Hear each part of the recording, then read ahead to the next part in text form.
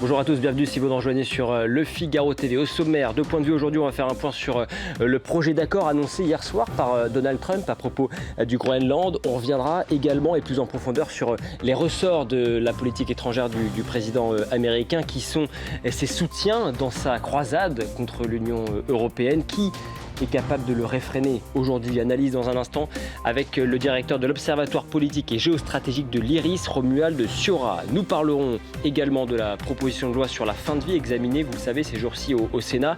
Sœur Marie Foucault, elle est médecin généraliste, présidente du conseil d'administration de la clinique de l'Étoile à Aix-en-Provence. Elle sera avec nous dans quelques instants. Et puis, l'enseignement privé sauvera-t-il l'école face à la crise de la transmission, face à la crise de l'autorité également que nous traversons?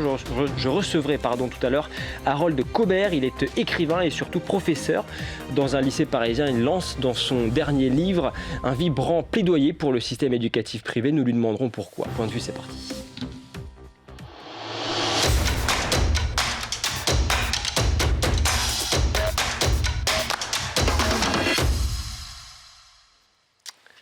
Bonjour Romuald Siora. Bonjour. Soyez le bienvenu, vous êtes spécialiste des États-Unis, où vous vivez d'ailleurs une bonne partie de l'année, vous vivez à New York, vous êtes franco-américain, directeur de l'Observatoire politique et géostratégique de l'IRIS. Alors vous allez nous aider à comprendre comment les Américains eux-mêmes perçoivent ces saillies quasi quotidiennes. C'est devenu vraiment une habitude maintenant chez Donald Trump.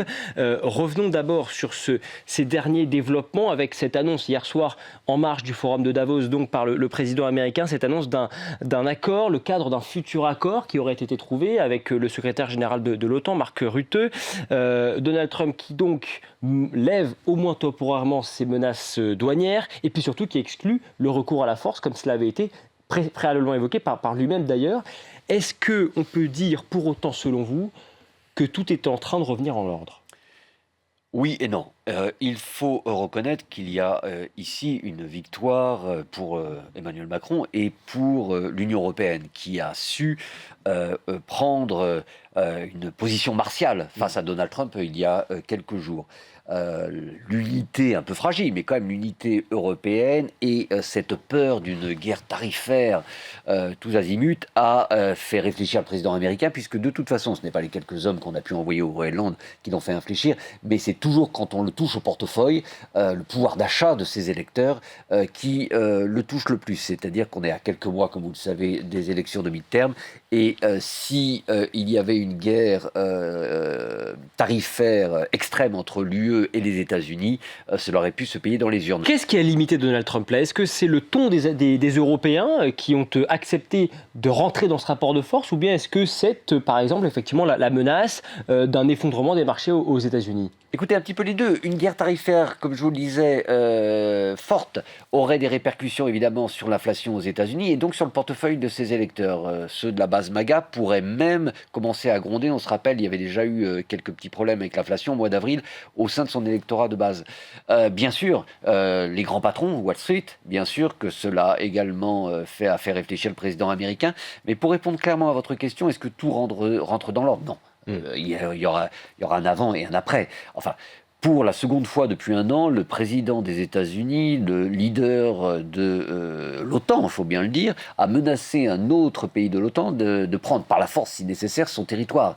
C'est un coup terrible porté à l'esprit de l'OTAN et bien évidemment au multilatéralisme. Et puis une dernière petite chose, n'oublions pas que ce n'est pas donc la première fois que Trump parle du Groenland.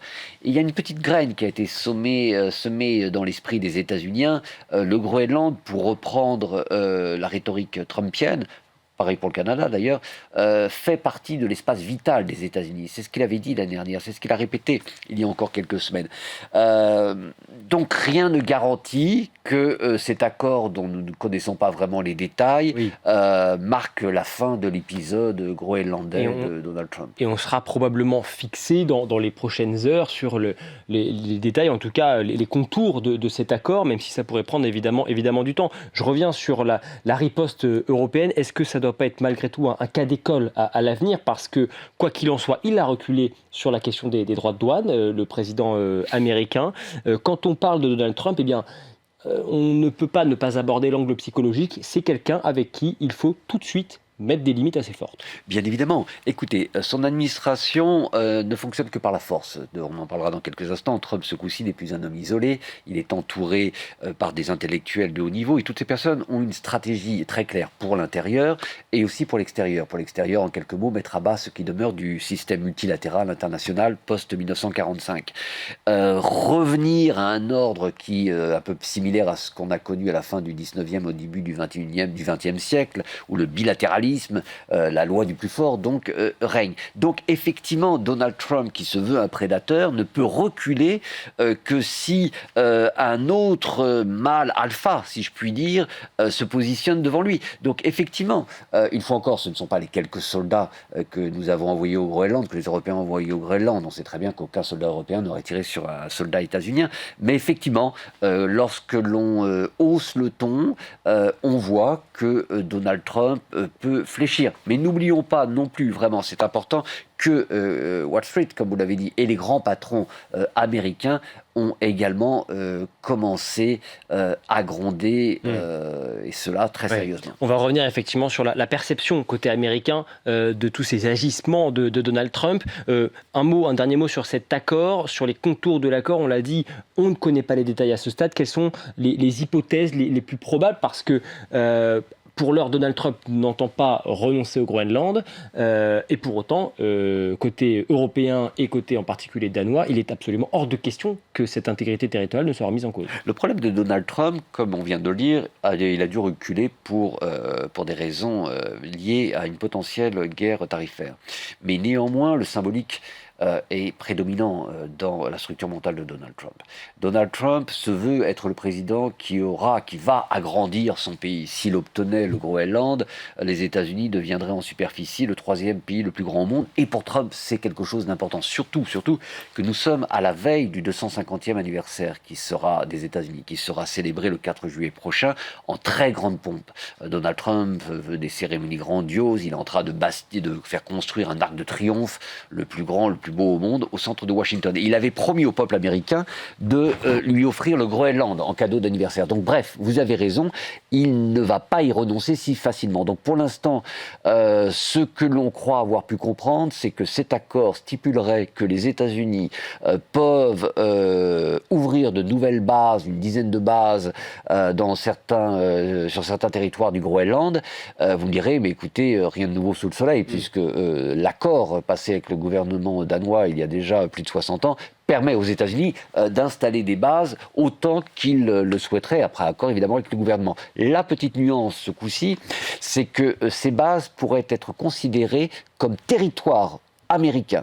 Donc nous pourrions, on est vraiment au conditionnel, nous pourrions voir avec cet accord Donald Trump obtenir non pas le Groenland, mais quelques petites parcelles de celui-ci, qui lui permettrait de se justifier en disant, vous voyez, nous n'avons pas besoin de tout ce gros rocher de glace, mais nous avons les points stratégiques qui maintenant sont des territoires américains. Et de sortir la tête haute finalement de cette séquence Groenland. Effectivement, ce qui est dans les tuyaux à ce stade, ce serait de revenir sur les termes de l'accord de 1951 avec le Danemark. Exactement. Et pour l'instant, Donald Trump, la seule chose vraiment qui importe Donald Trump, c'est son opinion publique et sa base électorale, la base MAGA. Et donc effectivement, il faut qu'il s'en sorte la tête haute. Et s'il peut dire, nous sommes revenus sur l'accord de 51, nous avons au-delà des bases des parcelles de territoire. Ces bases maintenant sont considérées comme territoire américain, oui, ça lui permettra de s'en tirer un minimum la tête haute. Mais quand même, il faut quand même dire les choses, on peut quand même parler d'une reculade pour Donald Trump, ce qui me fait dire que ce n'est pas la dernière fois que nous entendrons parler du Groenland dans la bouche du président américain. Qu'est-ce que vous avez retenu d'autre de ce discours hier qui était très attendu à Davos, en Suisse, en marge de ce forum économique annuel, grand rendez-vous, la grand-messe économique annuelle? Et plus généralement, quel état des lieux plus global feriez-vous de ce divorce entre l'Union européenne et les États-Unis? Écoutez, ce discours a pu nous paraître confus, mais n'oublions pas que rien n'est laissé au hasard par cette administration. Trump de haut n'a rien à voir avec le Trump premier mandat.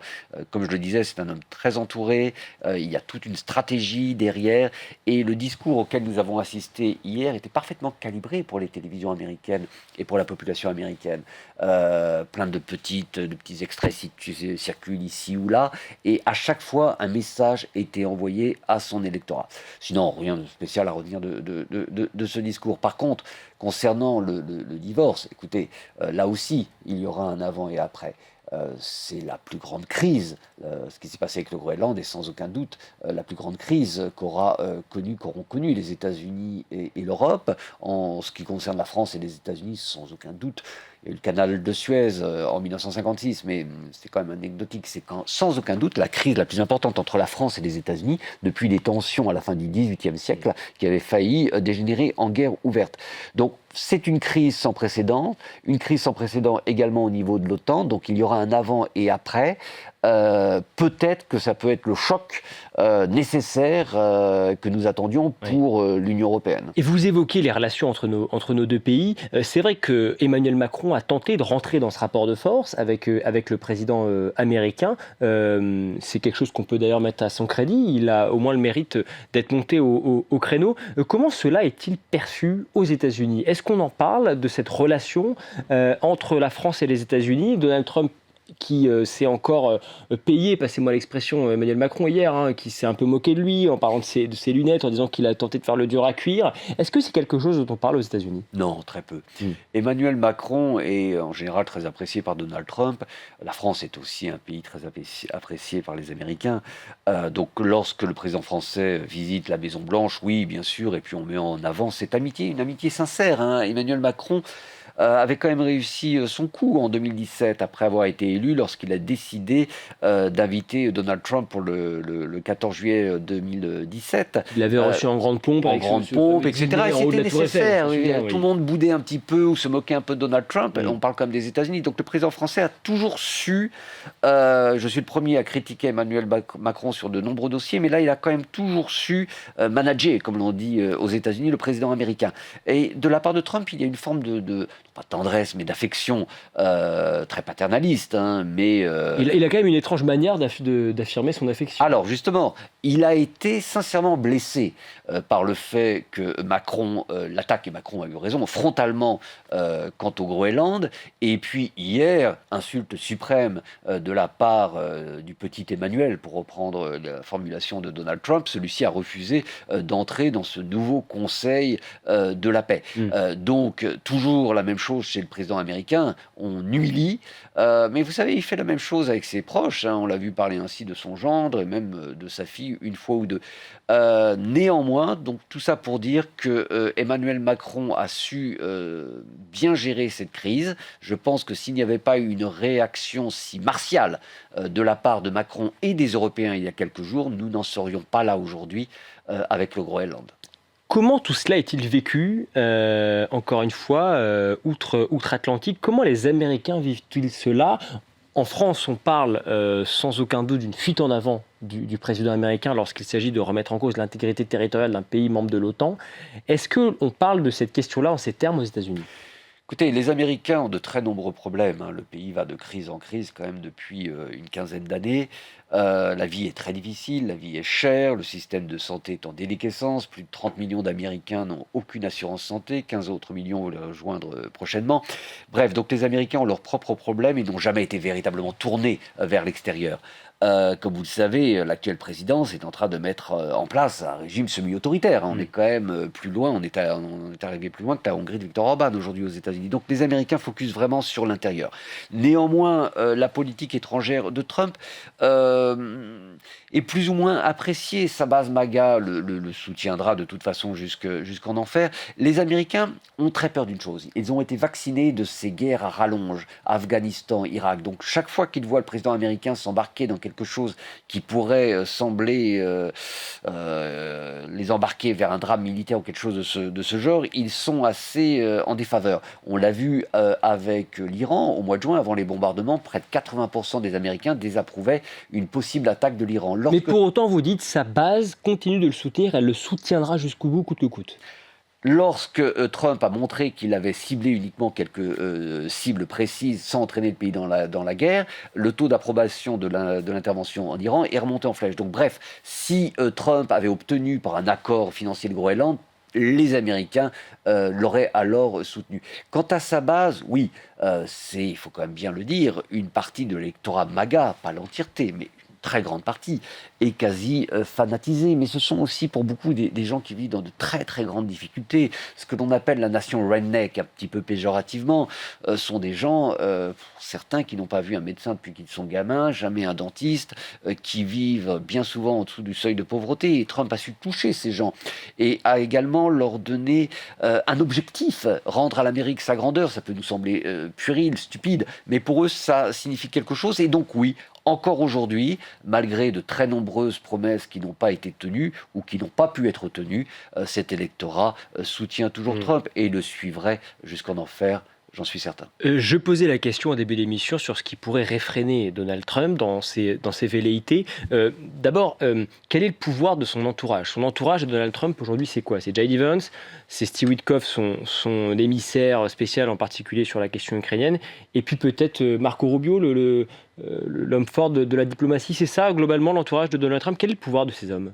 Écoutez, le pouvoir de ces hommes est conséquent. Donald Trump, en 2017, était un homme isolé, peu soutenu par le Parti républicain, une présidence brouillonne, etc. Il s'est radicalisé et il s'est rapproché de ce que l'on appelle l'extrême droite américaine, une extrême droite vraiment radicale qui n'a rien à voir avec ce qu'on appelle un peu facilement en France l'extrême droite.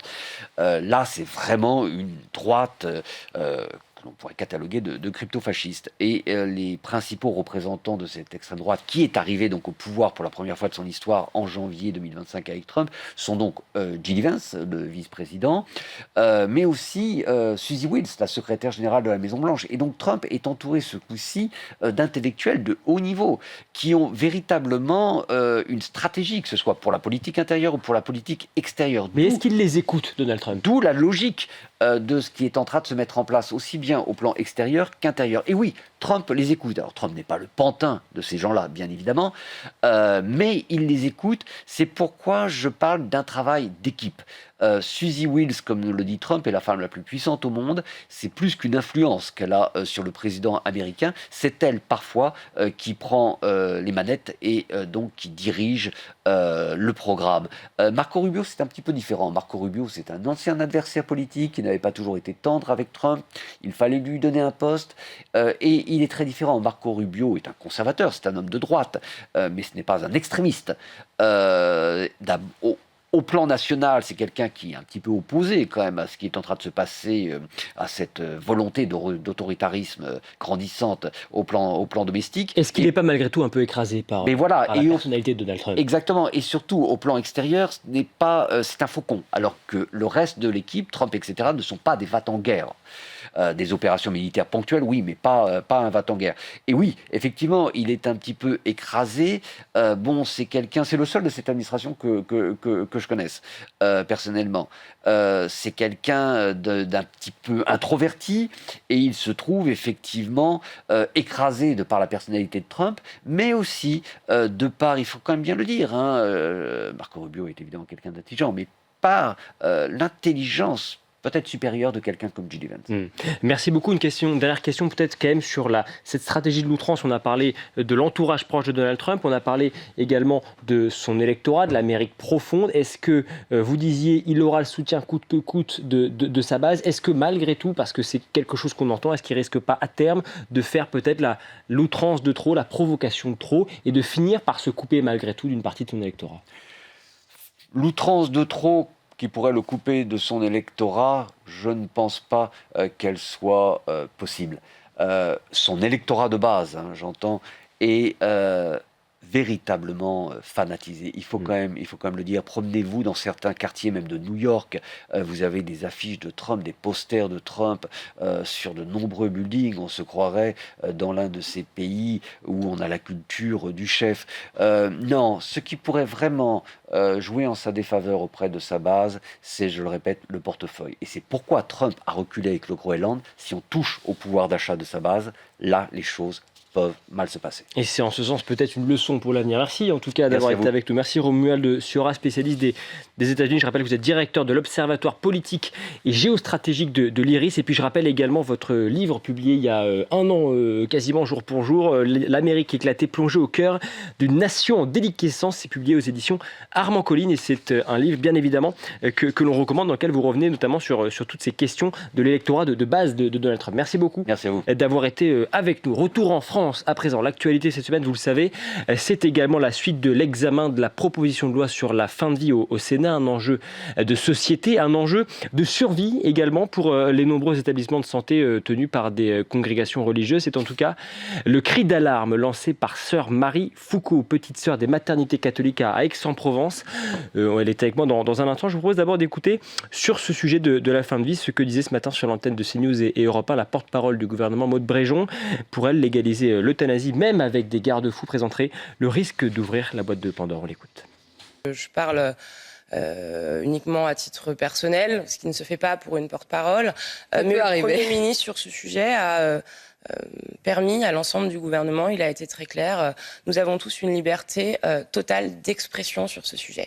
C'est un sujet qui relève de l'intime, des convictions de chacun, des croyances, de l'histoire personnelle. Et donc je respecte vraiment les positions des uns et des autres. Quelle est la vôtre personnellement? Je n'ai rarement entendu parler volonté de blâmer les différents parlementaires.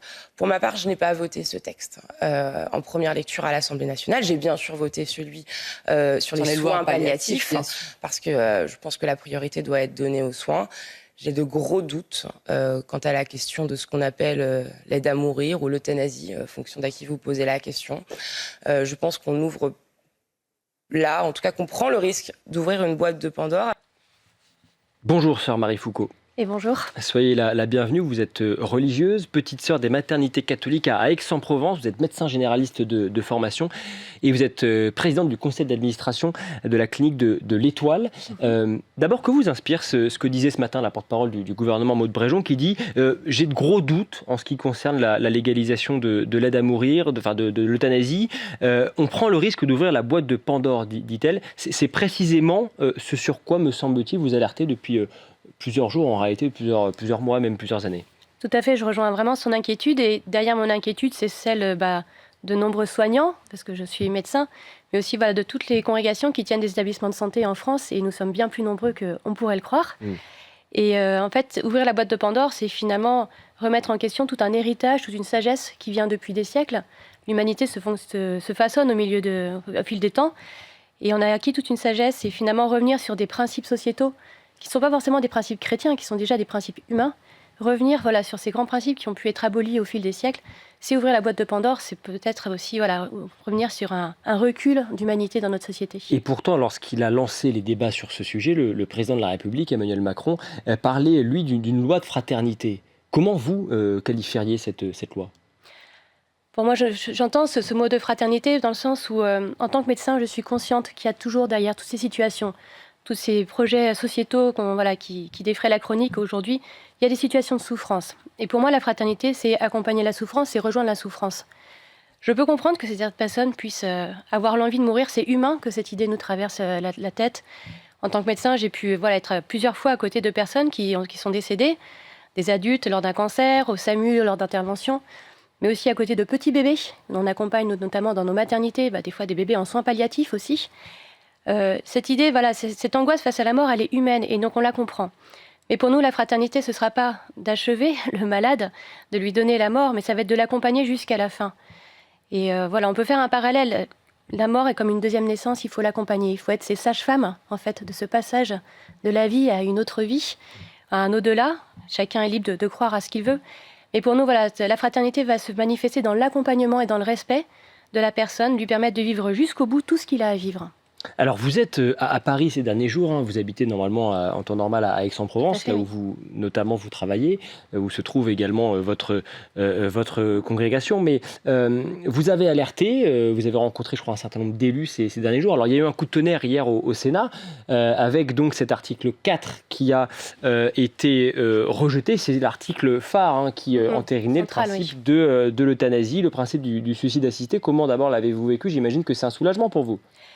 C'est un soulagement, même si on reste très vigilant, on respecte le travail des parlementaires. Et voilà, ce que qui m'a beaucoup frappé dans les rencontres qu'on a pu avoir avec eux, avec plusieurs députés, plusieurs sénateurs, même aussi ceux qui nous ont écrit, parce qu'on a aussi, qui nous ont répondu à ceux à qui on avait écrit.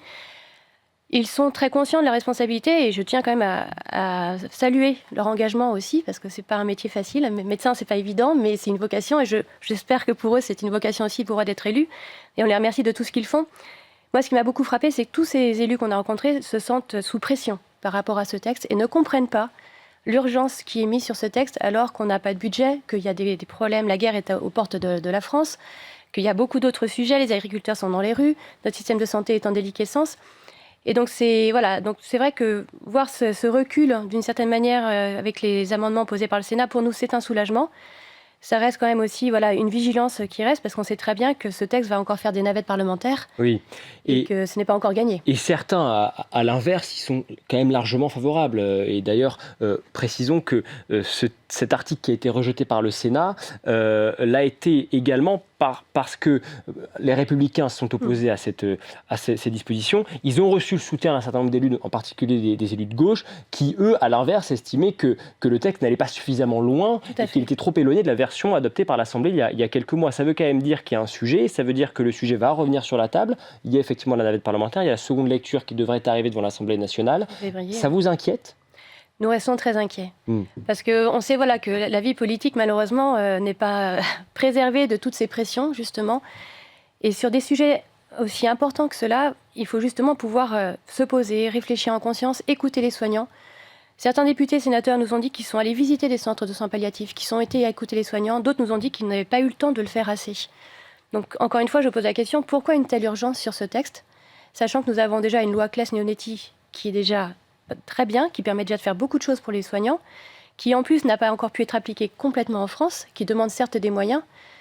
Donc c'est vrai que nous on se demande vraiment que l'on prenne le temps, parce que comme disait la personne qui intervenait avant moi, on va ouvrir une boîte de Pandore et on sait très bien qu'on ne pourra pas revenir en arrière.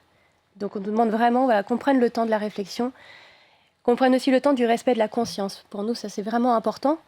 Et vous demandez que le texte soit retiré purement et simplement de l'ordre du jour ? Alors nous, vraiment, ce qu'on voudrait, c'est que ce texte, cette loi sur l'euthanasie ou le suicide assisté, en effet, ne passe pas. Qu'on puisse au contraire développer les soins palliatifs, qu'on puisse accompagner, qu'on puisse vraiment vivre la fraternité. Après, ce n'est pas nous qui votons.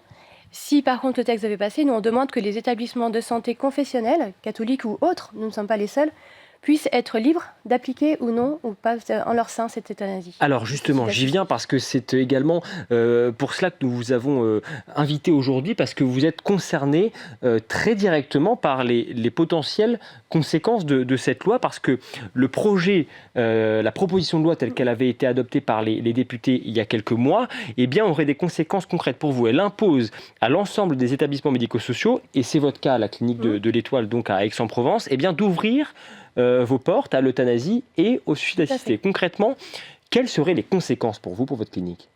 Les conséquences sont énormes en fait, parce que nous avons nous une identité chrétienne, nous avons une charte éthique, et donc ces principes de l'euthanasie et du suicide assisté vont complètement à l'encontre de cette identité d'établissement.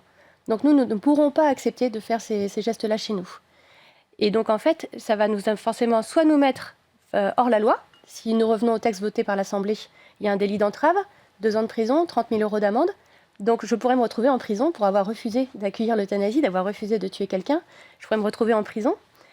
Et si finalement ce délit d'entrave est supprimé, comme l'entend faire le Sénat, nous pourrons toujours avoir quand même des procès au niveau civil. Nous pourrions aussi nous voir supprimer nos autorisations d'exercer par les agences régionales de santé, supprimer nos subventions. Et aujourd'hui, un établissement de santé ne peut pas fonctionner sans autorisation, sans subvention. Donc ce serait la fermeture de nos établissements. Concrètement, si le texte tel qu'il a été voté encore une fois par l'Assemblée est adopté, pour vous, vous avez le choix soit entre vous mettre hors la loi et donc ne pas pratiquer l'euthanasie et le suicide assisté, soit risquer la prison. Tout à fait.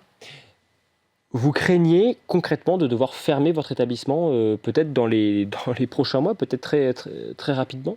Alors, c'est sûr que nous, c'est une vraie inquiétude, et c'est pour ça qu'on a pris vraiment les moyens d'alerter l'opinion publique, d'aller voir les députés, d'aller voir les sénateurs.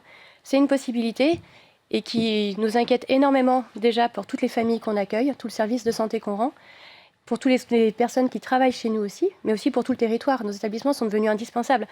faut quand même se dire que tous ces établissements chrétiens, alors que nous, on a différents établissements en France, mais il y a aussi derrière nous les Petites Sœurs des Pauvres, Saint-Thomas-de-Villeneuve, l'Ordre de Malte, Jérôme Lejeune. Il y a énormément d'établissements confessionnels, Jeanne Garnier à Paris aussi, qui font soit du soin palliatif, qui accompagnent des personnes en fin de vie, qui pourront être confrontées en fait à cette loi. Et en fait, c'est dans un tissu sanitaire français qui a été façonné justement par ces établissements. Nous, on a été fondé en 1930, à une époque où il n'y avait pas de sécurité sociale, pas de congé maternité, pas d'antibiotiques, pas d'échographie. Et il y a eu cette audace de ces congrégations religieuses d'ouvrir des maternités, d'ouvrir des services de chirurgie. Et on accueille beaucoup de patients donc, pour le cancer du sein. Et voilà, et les Petites Sœurs des Pauvres, elles ont finalement inventé les maisons de retraite. Et c'est important parce que si vous deviez fermer, concrètement, ce serait une possibilité, on parle beaucoup du développement des soins palliatifs, on va y venir, eh bien, ce serait une possibilité dont on se priverait en réalité. Complètement. Les Sœurs de Saint-Thomas-de-Villeneuve, par exemple, ont 200 lits de soins palliatifs. Alors que les parlementaires sont en train de travailler un texte en parallèle sur les soins palliatifs disant qu'il faut les développer, le texte sur l'euthanasie va aller en l'encontre de cette volonté de développer les soins palliatifs. Parce qu'il pousserait certains établissements à fermer comme le vôtre. Tout à fait. Alors vous, vous appelez à ce qu'il y ait une clause de conscience collective justement pour les personnels de ces établissements médico-sociaux. Et vous avez vu ce que vous répond le rapporteur de cette proposition de loi, le député Olivier Falorni, et qui dit « Les murs n'ont pas de conscience ». Que lui répondez-vous ? J'ai entendu cette phrase et elle m'a fait beaucoup de peine. Je pense qu'il n'est peut-être... Je l'invite à venir dans nos établissements pour qu'il se rende compte qu'un établissement n'est pas que des murs. Un établissement, c'est des personnes, c'est une histoire. Et encore une fois, ces établissements ont façonné l'histoire sanitaire de la France. Même pendant la guerre, on a accueilli les résistants, on a accueilli les blessés, on a formé les infirmiers. Ils sont indispensables aujourd'hui. Et ne serait-ce que les visites de certification que nous passons avec la Haute Autorité de Santé nous montrent bien qu'on ne certifie pas des murs, on certifie une équipe, on certifie une gouvernance, on certifie un projet d'établissement et on certifie un accompagnement d'un patient. Donc tout ça, ça mérite un respect de conscience. Et si certaines personnes demandent la liberté de mourir, nous nous demandons la liberté de respecter notre conscience. Et même M. Macron, tout récemment, aux représentants des cultes, a demandé à présenter ses vœux en demandant justement que on puisse vivre une liberté de culte et une liberté de conscience. On apprend chaque culte à participer à la République en disant que chacun est indispensable. Donc nous demandons finalement d'appliquer ces vœux de M. Macron et de respecter notre conscience qui ne se résout pas à des murs. Alors, votre conscience, on entend ce que vous dites, on entend ce que disent également les évêques qui également en préposition, avec une tribune publiée il y a quelques jours dans les colonnes de La Croix, qui se disent défavorables à l'évolution législative sur ce sujet de la fin de vie. Monseigneur Mathieu Rouget, évêque de Nanterre, était à votre place il y a quelques jours également pour en parler. Pourquoi l'Église de France se mobilise-t-elle tant sur ce sujet de la fin de vie ? L'Église de France a plusieurs raisons de le faire. Alors, on pourrait dire déjà, elle va défendre ses établissements. Parce que nous sommes des établissements confessionnels catholiques. Moi-même, notre congrégation, les Petites Sœurs des Pauvres ou Saint-Thomas-de-Villeneuve, nous sommes de droit pontifical, donc c'est presque même une question diplomatique. Mais c'est un sujet confessionnel, la question de la fin de vie ? Et non, et justement, et c'est aussi pour ça que l'Église prend position. L'Église catholique, pour elle, estime que, en tant que experte en humanité depuis des siècles, elle a une parole à apporter. Elle a à participer au débat, comme n'importe quelle association, comme n'importe quel citoyen, comme n'importe quel autre culte. Mais elle a aussi sa parole à donner. Parce que elle est convaincue que la vie est un don, que la vie doit être protégée. Et cette parole, elle mérite d'être entendue comme toutes les autres. Et je pense qu'elle a le courage de le faire, avec son expertise, son universalité aussi, qui lui donne toute légitimité pour le faire. Et que dites-vous à ceux qui nous écoutent et qui n'ont pas ces convictions religieuses qui sont les vôtres et que, bien entendu, nous respectons, mais que leur dites-vous justement sur ces questions de la fin de vie, qui sont des questions, quoi qu'il en soit, qui sont vertigineuses ? Je pense qu'en fait, comme je vous le disais au tout début, ce n'est pas déjà une question chrétienne, c'est une question humaine, en fait. Et même les valeurs de notre République, liberté, égalité, fraternité, sont des valeurs que nous partageons aussi. Et si on devait revenir sur ce principe de la liberté, aucune liberté d'autrui ne devrait finalement aller à l'encontre de la liberté de conscience de soignants, d'un établissement, d'une liberté de culte, d'une liberté d'association.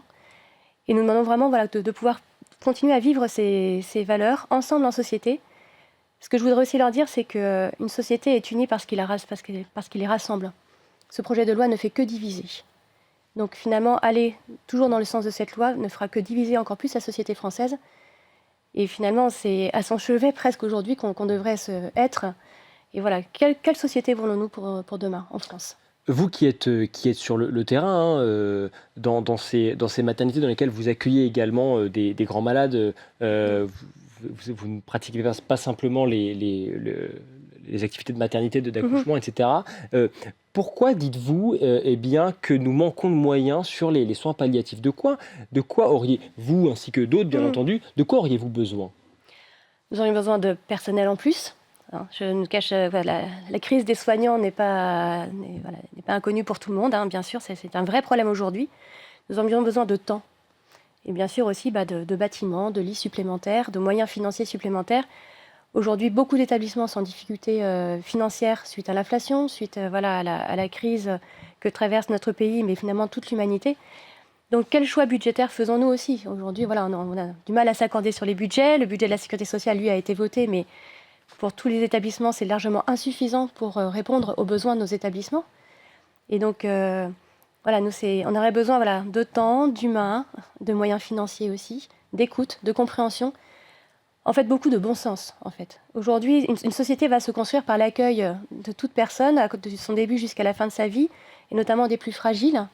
Quelle place faisons-nous aux plus fragiles ? On sait que ça prend du temps, on sait que ça prend de l'argent, et que c'est pas là-dessus qu'on fera des économies. Je pense que c'est la question aussi cachée de ce texte de loi. Quelles économies voulons nous faire aussi sur la santé des gens ? Mais c'est l'avenir de notre société, et c'est la dignité de la France aussi, que de se donner les moyens d'avoir une santé compétente, comme elle a toujours su le faire jusqu'à maintenant. Justement, l'avenir, comment l'envisagez-vous, vous qui, encore une fois, craignez de devoir purement et simplement fermer peut-être votre établissement, vos établissements.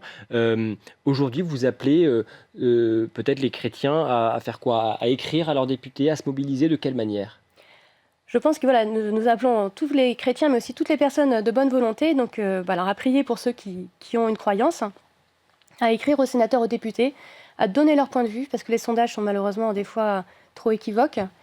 Mais aussi, nous continuerons d'accompagner les patients d'une façon ou d'une autre. On trouvera toujours des solutions, et ce n'est pas la première crise que la société traverse, et on a toujours su inventer de nouvelles façons d'accompagner la vie, et nous continuerons. Merci, sœur Marie Foucault. Merci à vous de nous avoir invités. Merci d'avoir été avec nous. Vous êtes donc religieuse, petite sœur des maternités catholiques à Aix-en-Provence, présidente du conseil d'administration de la clinique de l'Étoile. Et on continue évidemment de suivre les débats au Sénat avec ce vote solennel prévu sur l'ensemble du texte la semaine prochaine. On va revenir maintenant sur un autre sujet de société, la question de la crise de l'école et plus généralement de la crise de la transmission avec cette question.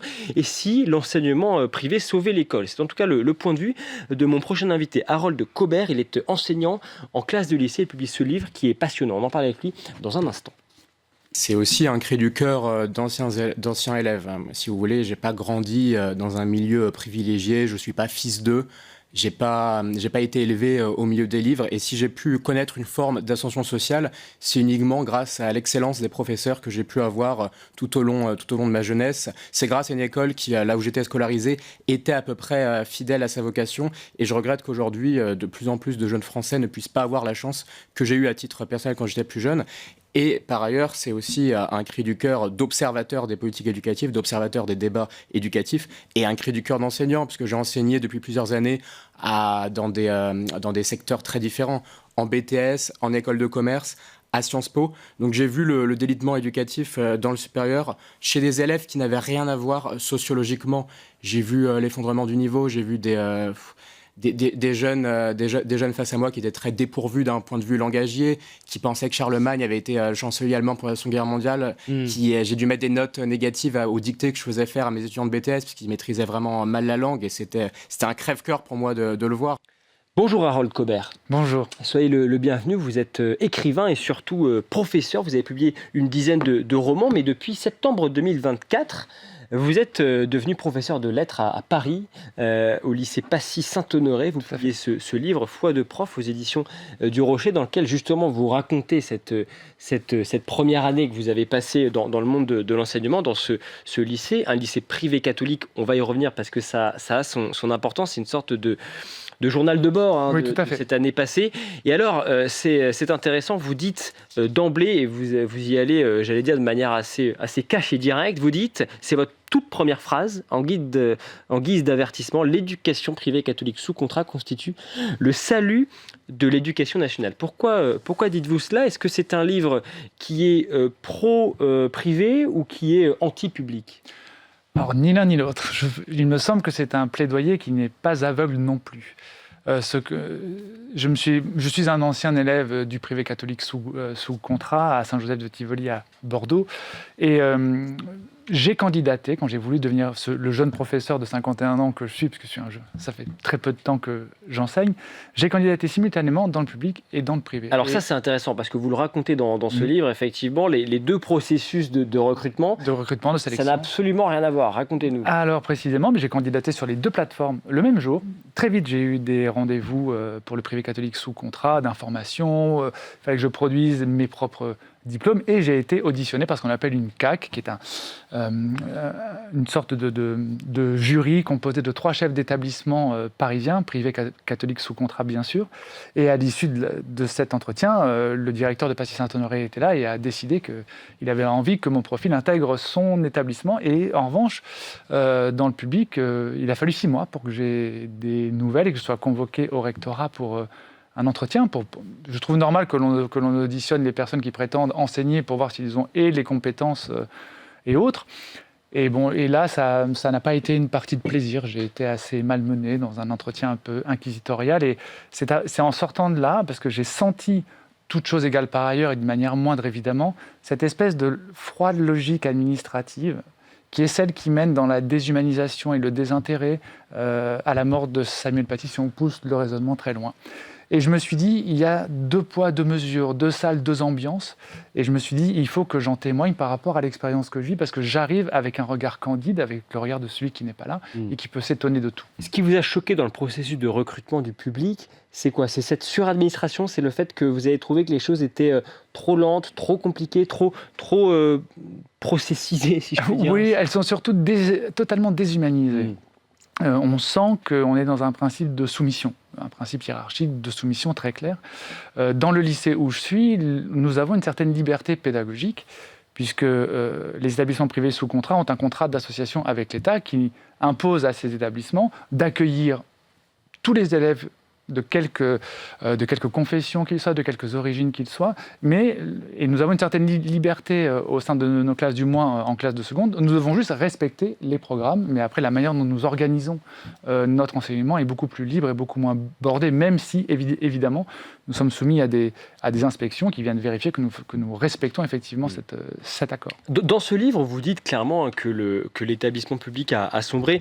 C'est vraiment un cri d'alarme et à l'inverse justement un vibrant plaidoyer pour l'enseignement privé.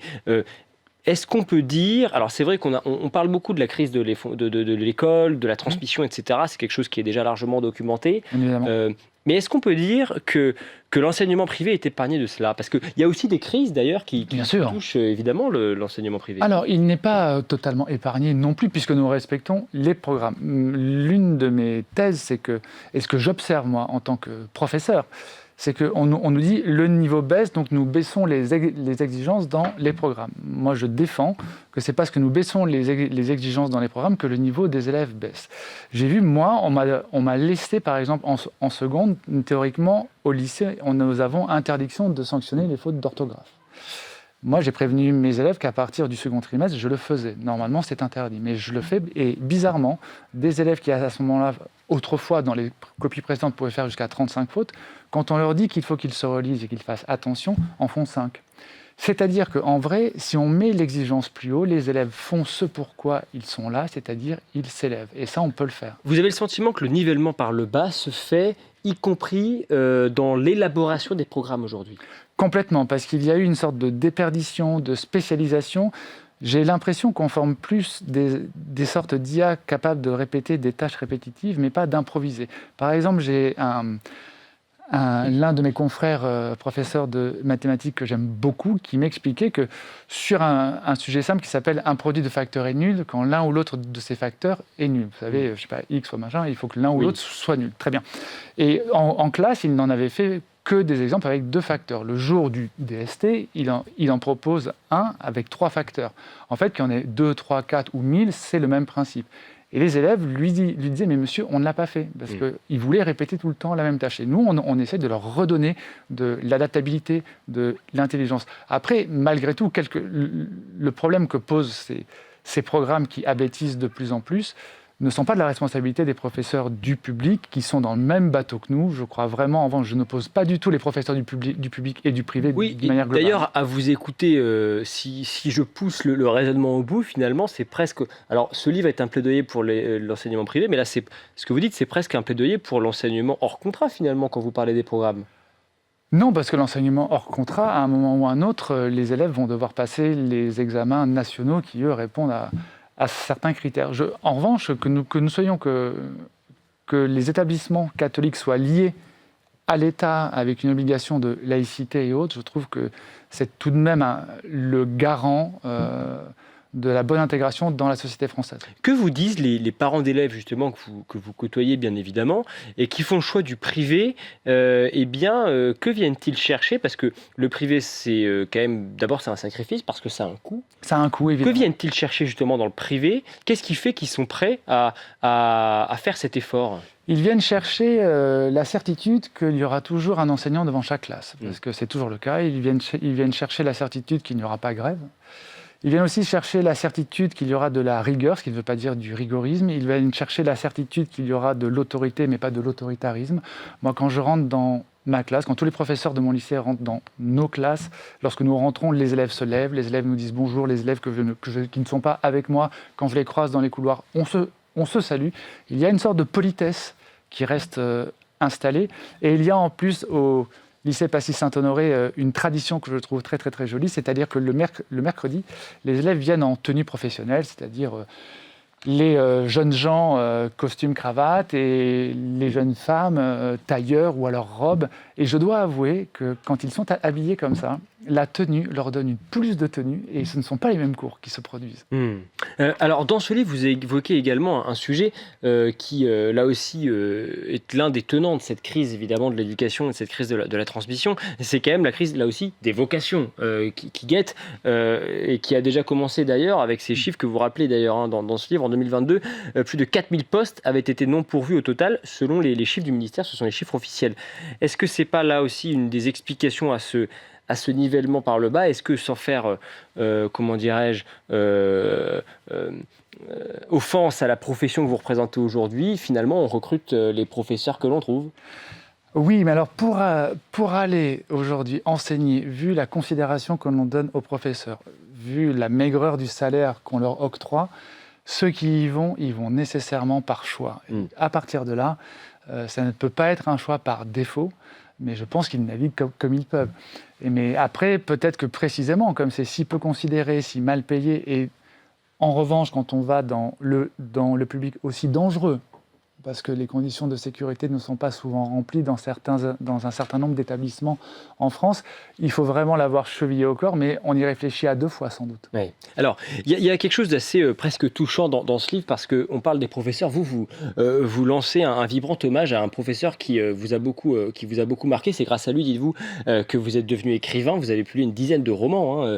Ce professeur qui s'appelle Jean-François Rabault, votre professeur de français, donc à Saint-Joseph de Tivoli à Bordeaux, là où vous avez étudié, et vous dites que c'est vraiment lui qui vous a transmis cette passion, et que ce qui fait que vous vous êtes intéressé à cette matière-là, c'est qu'il vibrait pour ses textes. Exactement. Et pour son enseignement. Exactement. Ce sont des professeurs aujourd'hui. Est-ce qu'on en a encore des professeurs comme ça? Je pense qu'on en a plein. Moi, j'en connais une déjà qui est une amie qui enseigne dans un lycée public en REP à Juvisy-sur-Orge, lycée technique, avec laquelle j'avais fait, il y a 2 ans, une résidence d'écriture pour l'un de mes précédents romans, où j'allais dispenser des ateliers d'écriture dans ces classes. C'est quoi alors un bon professeur, justement? Un bon professeur, c'est celui qui a la passion chevillée au corps, c'est celui qui ne renonce jamais, c'est celui qui n'a pas renoncé précisément à l'exigence. Parce que précisément aussi les professeurs, ce qui fait que l'éducation privée catholique sous contrat peut constituer effectivement, parce que je n'ai pas répondu complètement à votre première question, le salut de l'éducation nationale tout court, c'est qu'on n'a pas perdu cette envie de l'exigence, on n'a pas perdu cet esprit. Et en revanche, il en reste comme elle, et elle est très très très investie. C'est une vocation qu'elle porte depuis qu'elle a 15 ans. Et moi, je l'ai vue en classe avec des élèves très très difficiles, avec des élèves qui ne parlent pas complètement français, qui peuvent être réfugiés.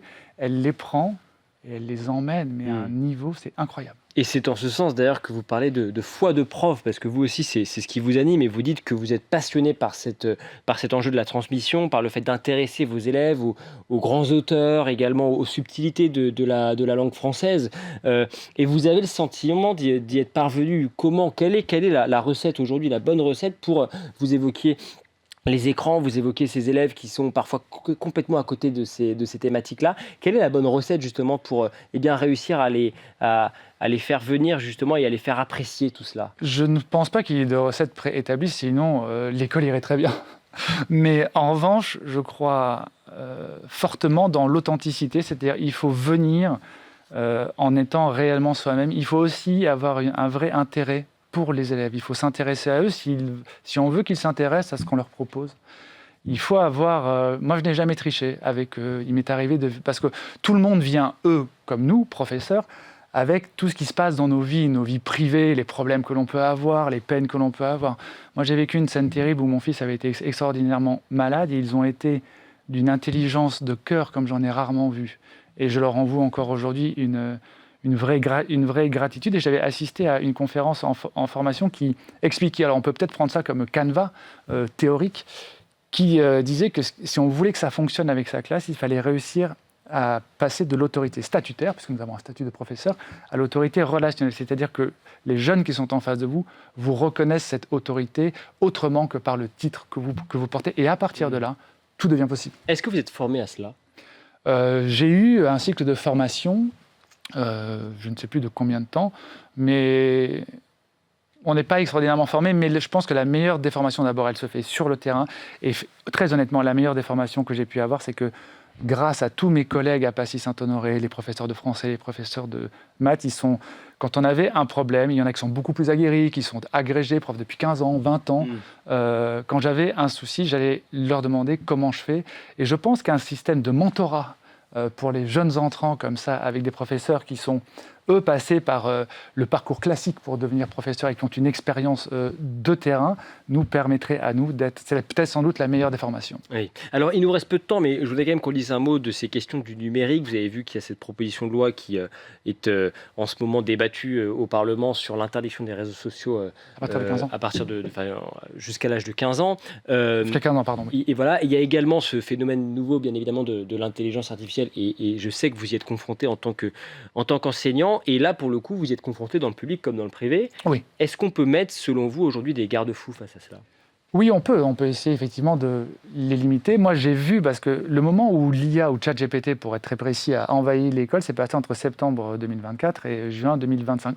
Au début septembre, ils ne l'utilisaient très peu. À juin 2025, c'était répandu.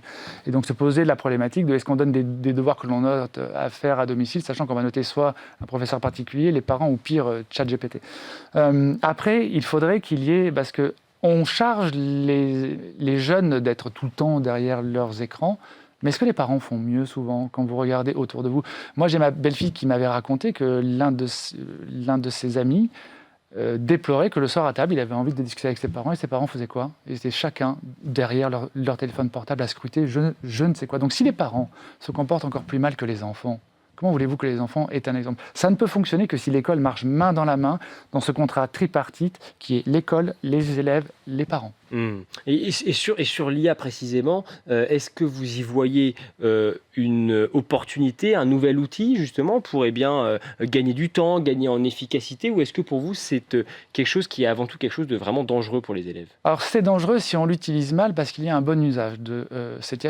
J'ai appris à mes élèves l'année dernière à l'utiliser non pas en se soumettant à la machine mais en la maîtrisant. Le prompt qui concerne cela et dans ce livre précisément. Mais en vrai, il y a une manière de l'utiliser qui fait qu'en plus, en revanche, c'est un formidable sparring partner. On peut s'appuyer sur elle et il faut s'en servir de cette façon-là. Parce qu'en vrai, l'IA, c'est comme un mur contre lequel vous jouez au tennis. C'est la manière dont vous envoyez la balle qui fait que le mur vous la renvoie de telle ou telle façon. Donc, Il faut apprendre cela. Et par ailleurs, on voit précisément cette déconnexion qu'il y a entre les programmes élaborés dans l'Olympe ministériel et autres. C'est qu'on apprend aux jeunes en SNT à faire du code. L'IA code mieux que l'être humain. On ferait mieux. Et l'éducation nationale, on ferait mieux de leur apprendre à prompter. C'est ça l'avenir. Merci beaucoup. Foi de prof aux éditions du Rocher, une année dans l'enseignement privé catholique. C'est aux éditions du Rocher, le journal de prof donc, de ce prof de lycée que vous êtes devenu, l'autopsie de ce système éducatif qui se cherche et aussi et surtout ce bel éloge de la transmission d'une certaine forme de méritocratie et puis surtout cette passion pour l'enseignement qui vous anime et que l'on sent dans vos propos et que l'on sent surtout en vous lisant. Merci beaucoup. Merci à vous. Harold Cobert, merci d'avoir été avec nous. Merci à vous de nous avoir suivis. C'est la fin de cette émission. Je vous souhaite une excellente après-midi sur Le Figaro TV.